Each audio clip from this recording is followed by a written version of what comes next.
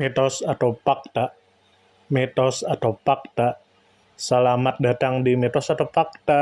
Silakan komen. Bismillahirrahmanirrahim. Allahumma sholli ala Sayyidina Muhammad. Bertemu lagi dengan kami. Terima kasih. Kami akan menemani waktu Anda yang berharga beberapa menit ke depan. Sebelumnya kita sudah membicarakan tentang penyakit hati yang tidak boleh kita lakukan, seperti iri dengki. Nah, iri dengki itu sangat berbahaya, yang mana iri dengki itu bisa membuat seseorang kehilangan kenikmatan yang ada pada dirinya. Jadi hindari iri dengki, dan semoga kita dihindarkan, dijauhkan dari korban iri dengki. Lalu masuk ke apa saja yang jika kita lakukan itu membuat diri kita menjadi orang yang baik, menjadi orang yang baik.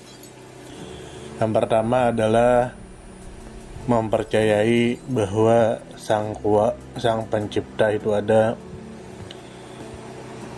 yakin dan kita mengerjakan ibadah karena sang pencipta.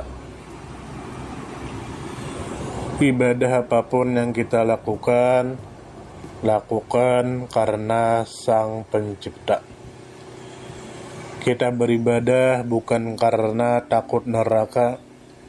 Kita beribadah bukan karena menginginkan surga, tapi kita beribadah karena sang pencipta.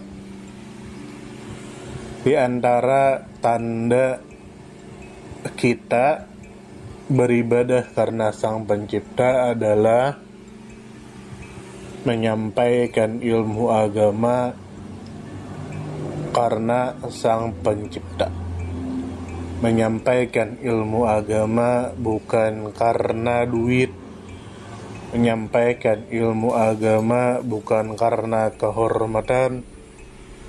Menyampaikan ilmu agama bukan karena menginginkan kemaluan lawan jenis.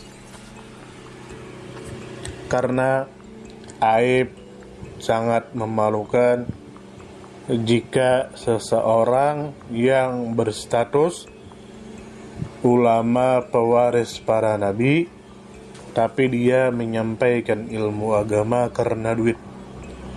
Sangat memalukan seseorang yang berstatus ulama pewaris para nabi menyampaikan agama karena ingin mengincar anak orang agar bisa menikahi anak orang. Itu sangat memalukan, dan itu adalah ulama jahat.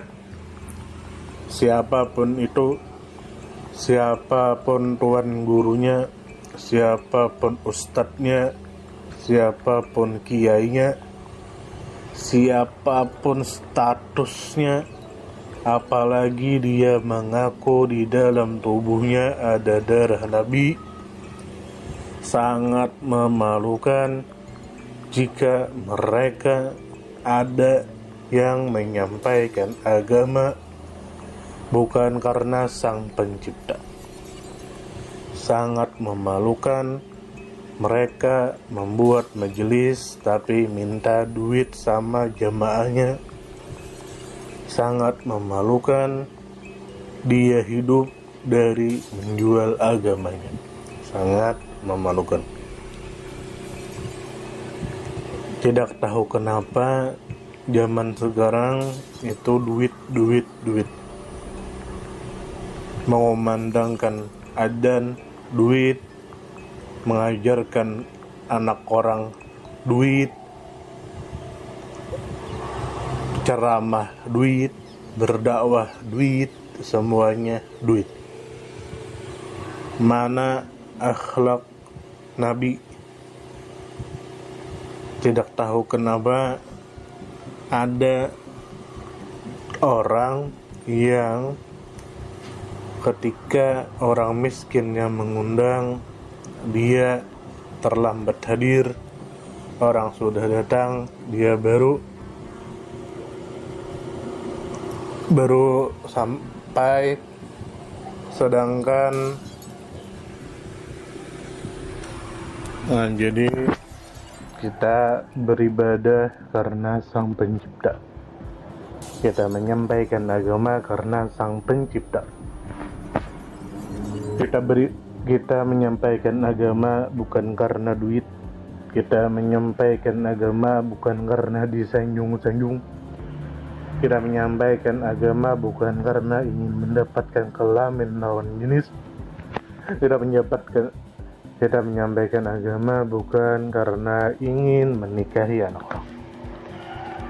Lalu perbuatan baik lainnya adalah rendah diri, tidak sombong, tidak merasa paling segalanya, tidak merasa paling kaya, tidak merasa paling tampan, rendah diri.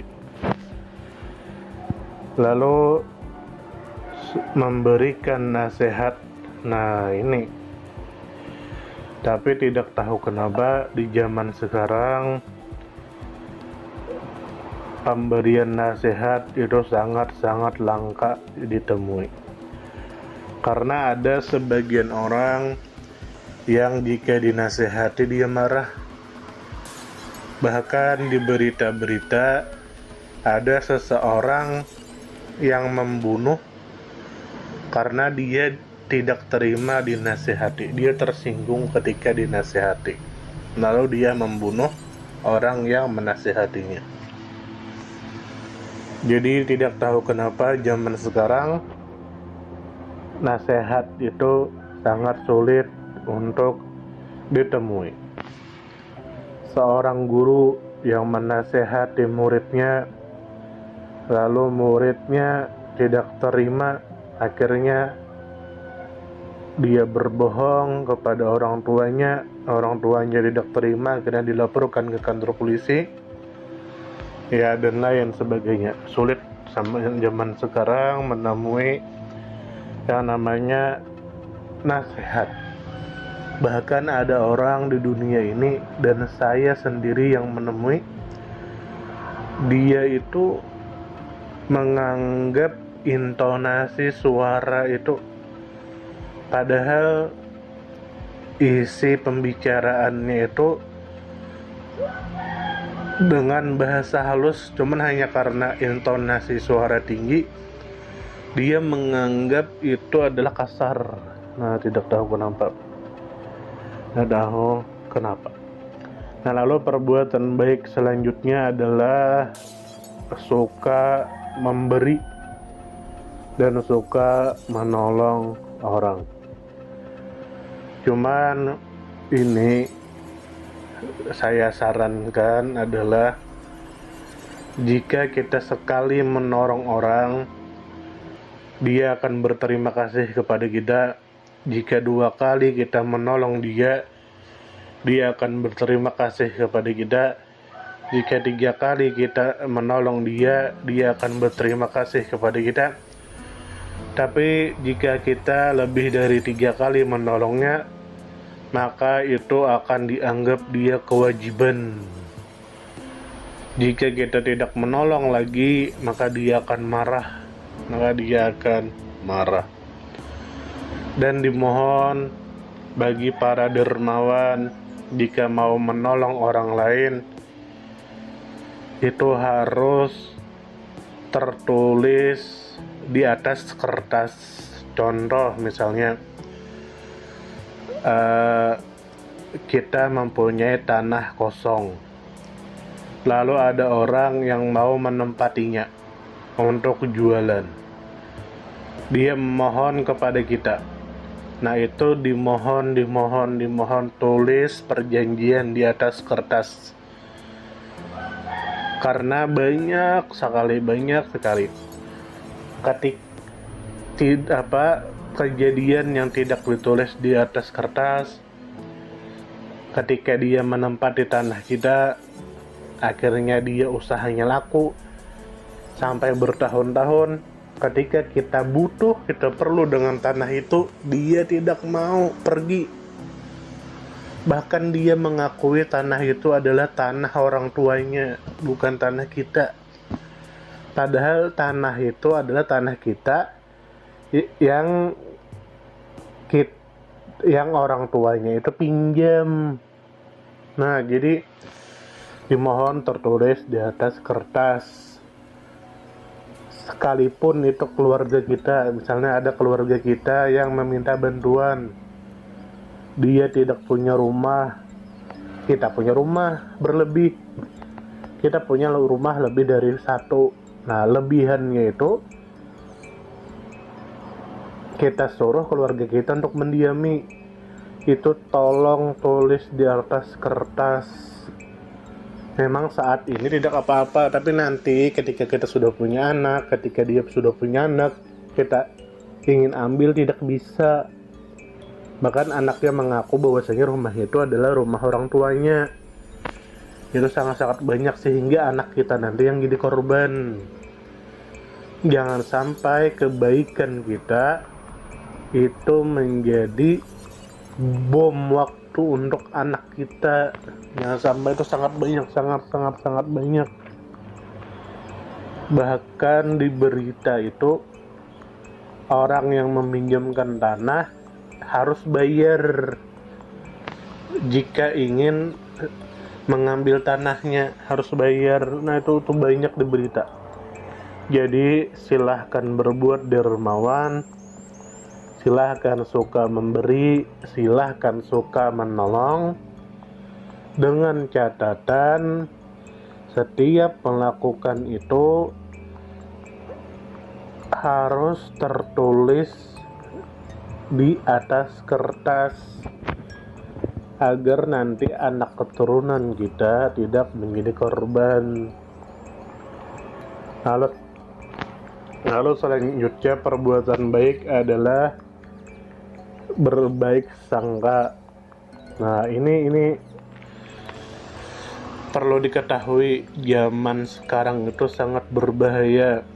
Memang sangat dianjurkan untuk berbaik sangka, tapi kita harus waspada hukumnya wajib. Jangan sampai dengan berbaik sangka kita ditusuk dari belakang. Zaman sekarang banyak dibunuh, hartanya diambil, karena si korban menganggap si pelaku orang baik. Nah, jadi harus waspada. Kita tidak tahu siapa serigala yang berbulu domba. Lalu perbuatan baik lainnya adalah bersyukur atas nikmat yang Sang Pencipta berikan kepada dirinya. Nah, jadi sampai sini mohon maaf jika ada salah, dan kami tidak ada maksud untuk menggurui. Ini hanya menyampaikan sebuah nasihat. Agama adalah nasihat, dan ini untuk nasihat diri kami pribadi dan meninggalkan jejak untuk anak keturunan kami. Syukur-syukur jika Anda mau menerimanya, mohon maaf jika ada salah. Terima kasih banyak. Mohon maaf jika kami ada salah. Perbedaan pendapat di kalangan umatku adalah rahmat.